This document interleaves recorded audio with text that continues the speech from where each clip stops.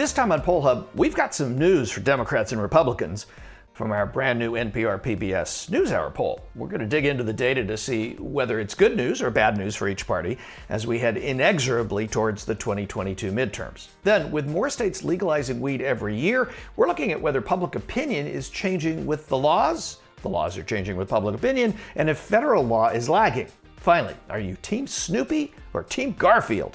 Our fun fact this week has us heading back to the cats and the dogs, plus some other creatures this time around. And we've got a special guest for the fun fact, so stick around.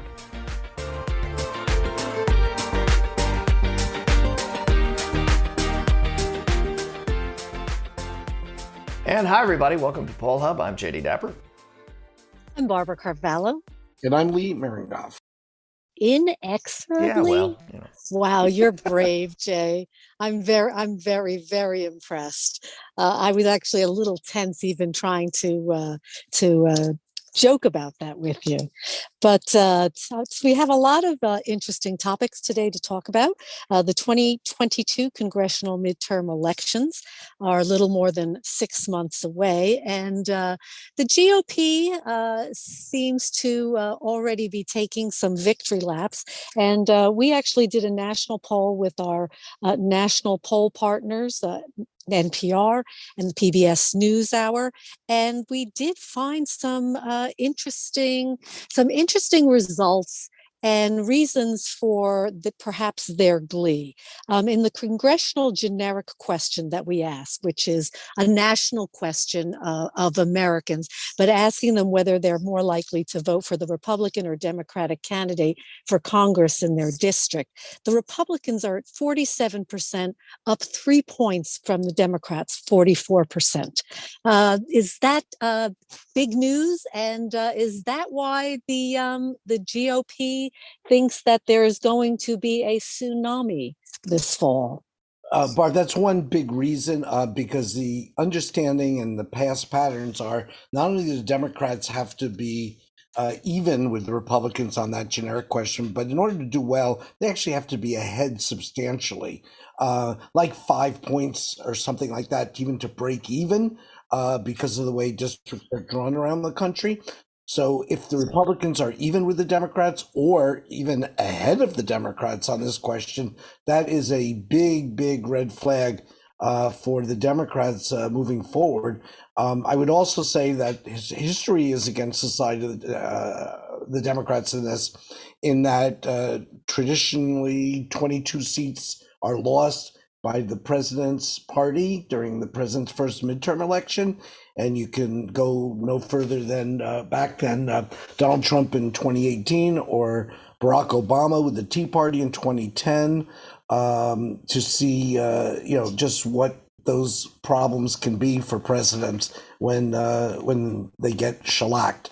Just on this point alone, the Democratic chances in the House are somewhat shaky by all estimates. In the Senate, which is 50-50, clearly the Democrats and Republicans picking up one for anybody means picking up a whole lot in terms of the control of that chamber. Yeah, but there was other bad news in this poll for Democrats too, because we didn't just ask the overall question. We dug down into some of the top issues that Americans are concerned about, and they didn't come out so well on those either. No, and when we look at who's better able to handle issues, the Republicans do better on the issues that seem to count the most. So when it comes to the economy and inflation, national security, the growing issue of crime, and the ongoing issue of gun policy, which is not a winner electorally for them necessarily, but the Republicans do better on those issues, and they are more likely to also support the base of the party on that. Democrats do better on LGBTQ rights, climate change, abortion, voting rights, education, and the coronavirus, things that obviously are really important going forward for the nation, but not as important right now as that big inflation economy issue, which is out there. Lee, you mentioned the base, and the Democrats actually seem to have a problem with that. Jay, what are your observations on this? One question I have is how much this predicts what happens in November. And Lee, you talk about the history of this, and I think it's all fair. Have we changed in some way, though, as a country, and especially the media cycle, the political cycles, and all of that, where this isn't necessarily terrible news, or is it actually worse news than it seems? And what I mean by that is, is the enthusiasm level among Democrats so down that this may be understating how bad things are for them? But that goes both ways, and I think it's probably, I'll take the middle path on that and say that, yes, things change so rapidly right now.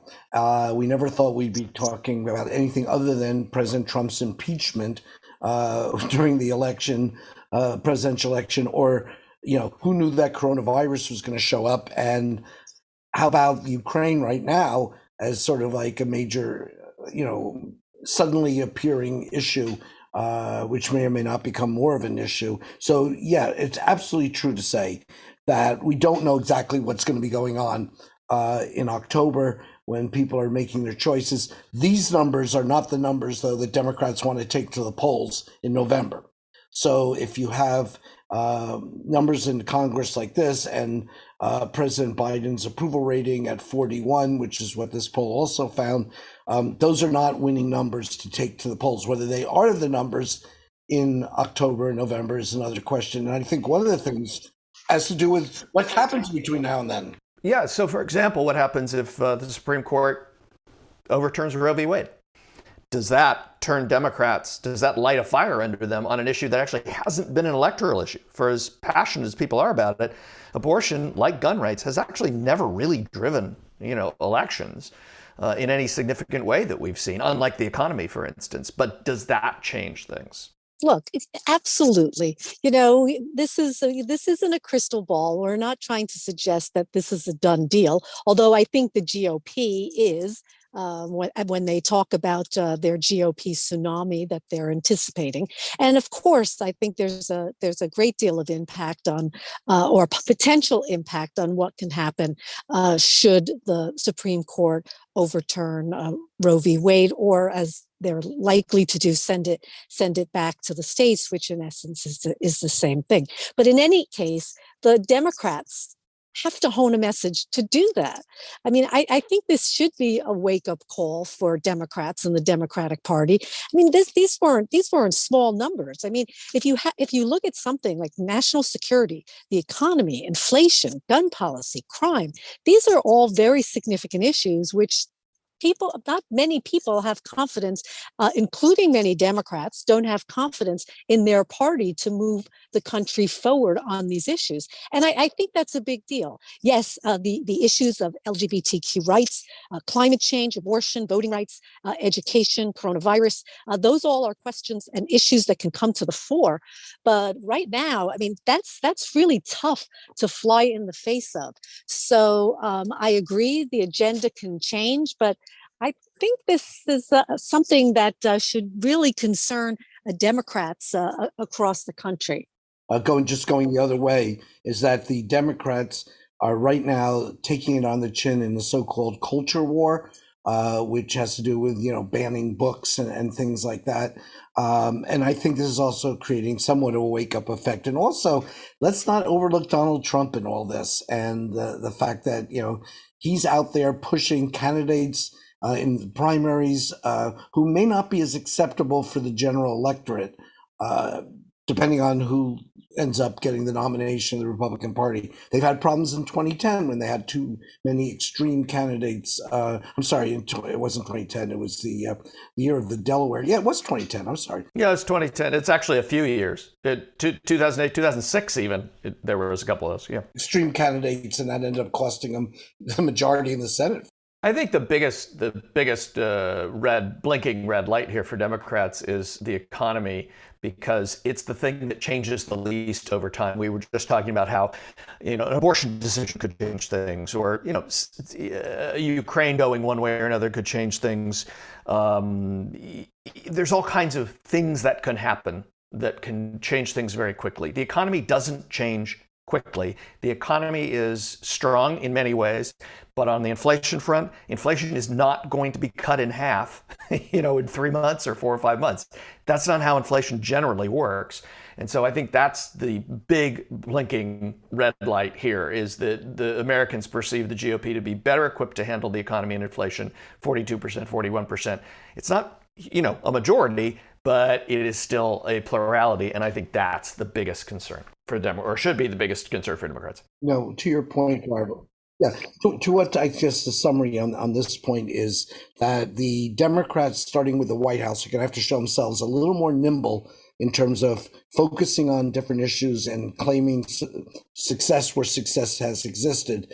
The Republicans have to be careful about, snatching defeat from the jaws of victory by nominating bad folks, and then we'll see ultimately what the agenda becomes and what's on people's minds in October, to see what that motivation really is, because that is such a big deal for the midterm elections, for sure. One issue that hasn't been much of a national issue, but it has been at a state level, is the legalization of marijuana, which 20 years ago was a pipe dream, so to speak, of a lot of folks, and now is the reality in 18 states, 19 if you include DC, 20 if you include Guam. Casey, thanks for catching that. And New Jersey was the most recent. Just last week, New Jersey started the legal sale of for recreational use. There's actually more states than we're talking about here that have legalized it for medicinal use. A couple of numbers. According to Gallup, in November of 2021, 68% of Americans now support legalization of marijuana. It's the highest percentage that they've recorded in the past 5 decades of asking this question. The majority of adults in all major subgroups, gender, age, income, education, are in support. The only difference is political ideology and religion, where Republicans and more religious people are fairly evenly split on the issue. So have we reached kind of a tipping point here, do you think, on Americans' attitudes towards marijuana, where the legalization in states is actually pretty much consistent with where Americans are? Oh, I think so. In fact, we could add Pew Research to the list of polling organizations that have done polls on this, as have we. But they point to 91% of Americans saying that marijuana should be legal for medical reasons, and 6 in 10 also believe that it should be legal for recreational use. And even though you mention, 2 groups, both Republicans and people who tend to practice their religion more frequently, they divide. It's not like you have a complete sea change where 70% of those groups think that things should not be legal.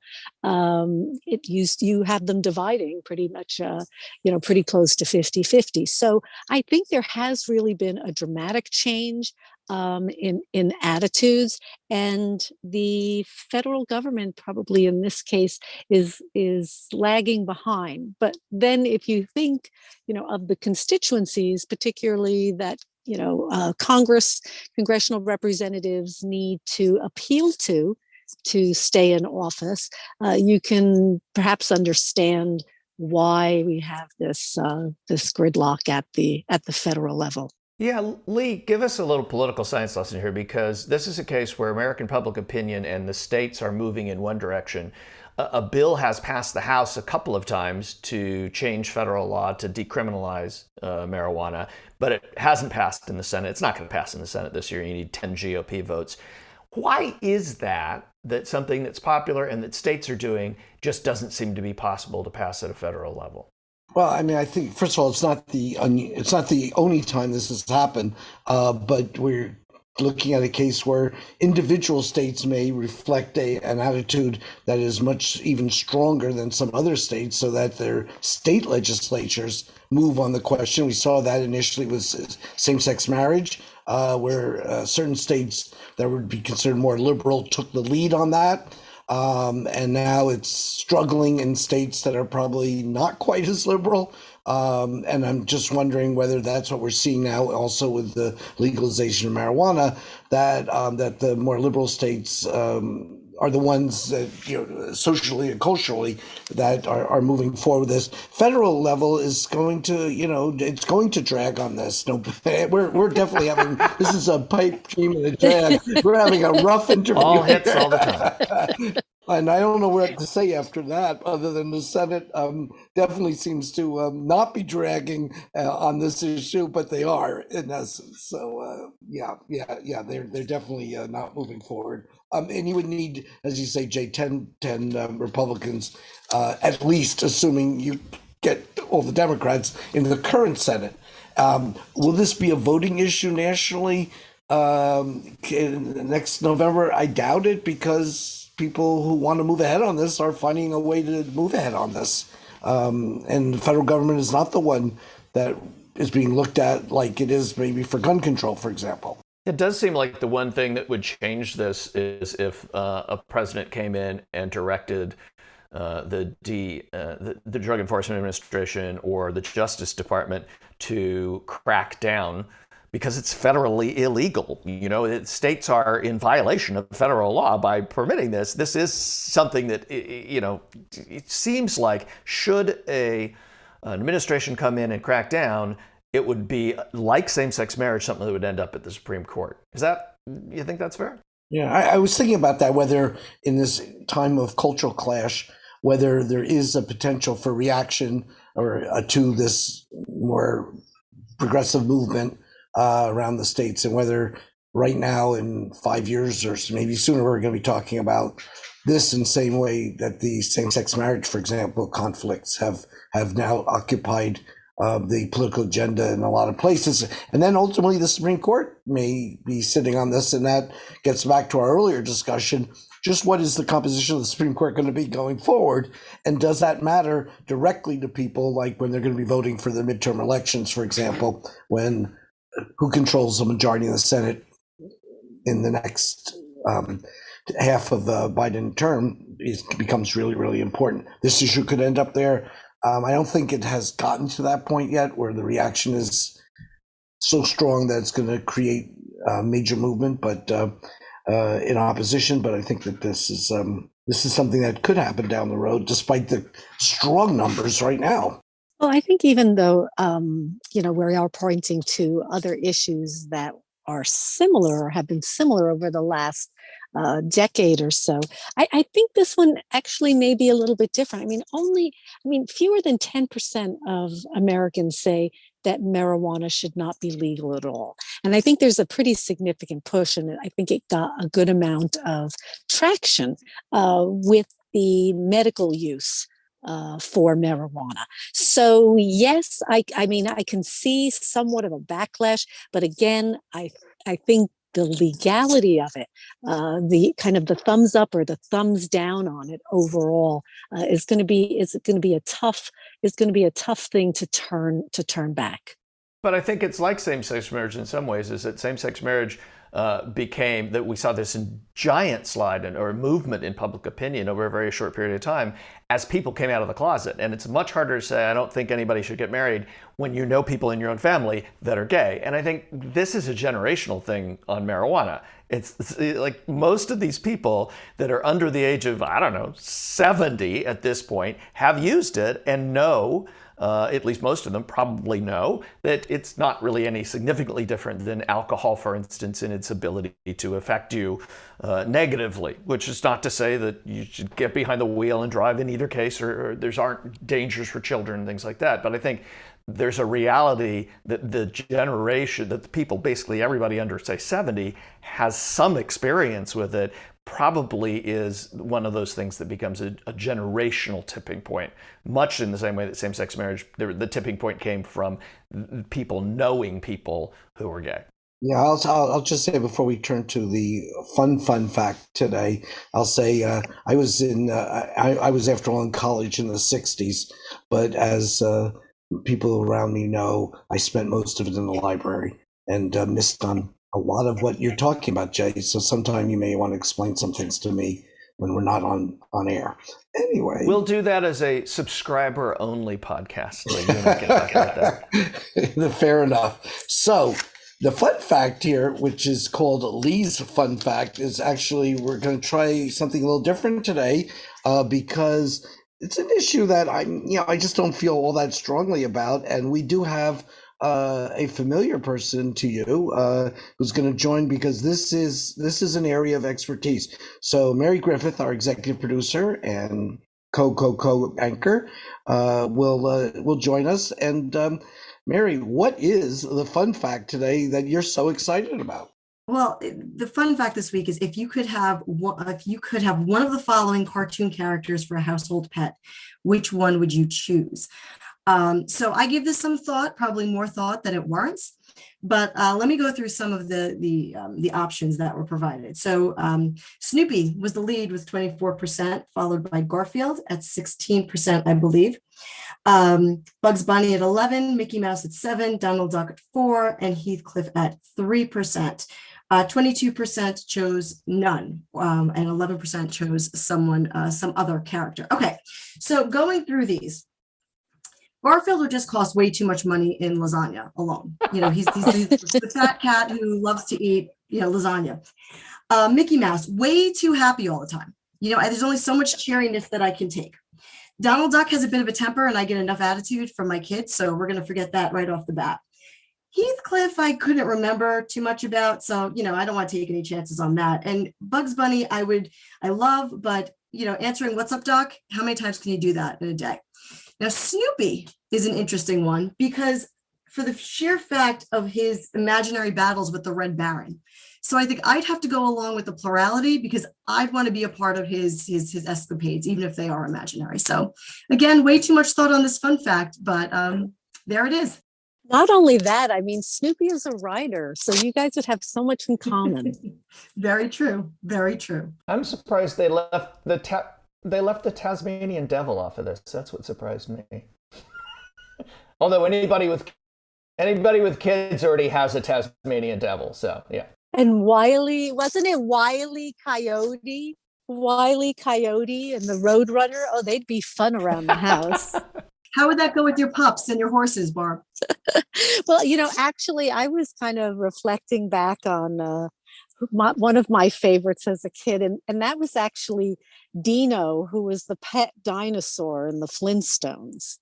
And I really liked Dino. He had a great sense of humor. He was happy, but he could keep to himself too. So I was sorry that Dino didn't make the list. But you would go for a pet dinosaur right now? And I think so. Yeah. I think that would be kind of cool in the neighborhood. I could just see me walking that, down the block. I got nothing here. I would go with Snoopy because I think Snoopy's a dog. I like dogs. And you like beagles. I like beagles. Is that also okay? There. So I would go with Snoopy. I'm wondering whether the current, if this poll, which was done in 1989, I wonder if the current controversy over Disney World would have run up the negatives on Mickey Mouse right now. I don't know.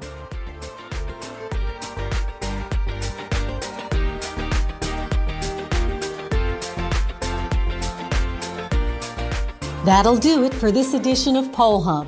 Poll Hub is a production of the Marist Poll at Marist College in Poughkeepsie, New York. Mary Griffith is our executive producer. Casey Schaff is our production supervisor. The Poll Hub team includes Ashley Marcinek, Athen Hollis, and Emily Fry. If you enjoy Poll Hub, please consider leaving a review. Positive reviews help other listeners like you find us. If you'd like to learn more about polling and survey science, check out the Marist Poll Academy, our free online learning portal. If you have questions for us, tweet them directly to @MaristPoll. Remember, you can always tell your smart speaker to play Poll Hub, and with any luck, it will cooperate. Finally, wherever you listen to Poll Hub, there is a subscribe button. Click it, and the latest episode will be ready for you in your podcasting app as soon as we release it. We'll see you next time.